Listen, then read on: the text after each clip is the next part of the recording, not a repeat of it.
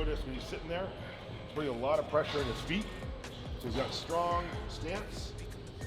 He's that tube, or whatever you want to call it, hole through the body. Nothing's moving. Right through his neck. And he's letting the lats wrap around it. And he's pulling back. Good, Cody. You know, he's not allowing the weight to take him forward. So strong stance. Pushing in to the foot pads. Head is always no bobbing. I have a bad tendency to like do this when it gets challenging. So we're tubed. If people didn't have this machine, do you think they could utilize the seated row? Yeah, just seated row. There's so many different attachments and stuff like that now. Like Prime makes tons of different attachments. What the main like tips to really do this? Like if you had a double axle seated row, which we have one here, you could pretty much simulate something like this, right?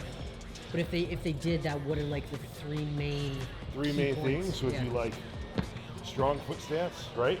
Strong foot stance, like you were saying. Her body is that tube, hole, whatever you want to call it. It's very strong right through. Neck is staying straight. It's not bobbing or weaving. And you know, she's rowing. She's letting her lats wrap around the body. There's no body movement throughout it.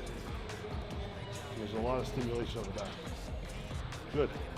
She's choosing to change her grip like this, which is just gonna put a little more teres into it when you're stretching. So like I said before, wherever your elbow is pointing, elbow is pointing out that way, it's gonna involve a little more upper back teres. If you choose to, you know, externally rotate, elbow's pointing down or in front of you, then it's gonna incorporate a little more lats. There's no right or wrong way, it's just different ways, depending on what your goal is. Let's go. Come on. Set. Good.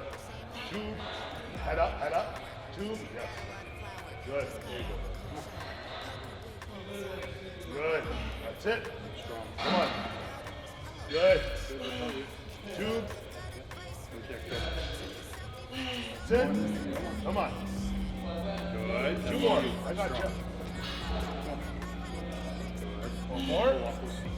Come on, one more. Pull. Good. One more. Breathe. Come on.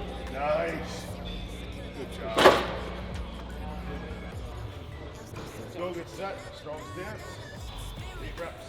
Make it hard as possible. Good.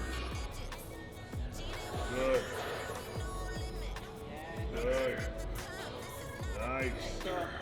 Come on, man. Come on. Come on. 2 more. Go, Cody, come on. One more. Make it hard. One more. Come on. Let's go.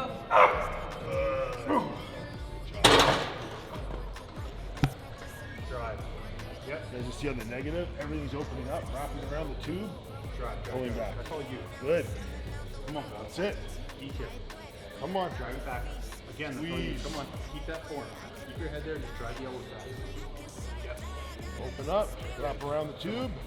Pull it back. Drive. That's all you. Come on now. Drive. Now. Come on. Yeah.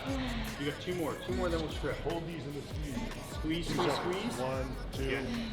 Get back and hold. Bring it back. Drive. Hold. One more good one. Come on. Come back. Squeeze. Good. Hey guys, one thing to keep in mind whenever you're watching different channels, different training styles, there is technically no right or wrong way. There's just different ways. So everyone's got, you know, something to offer. Everyone's got different experiences, and a lot of people have different limitations when it comes to injuries and whatnot. So just keep that in mind whenever you're, you know, watching someone's channel or trying to get advice on training.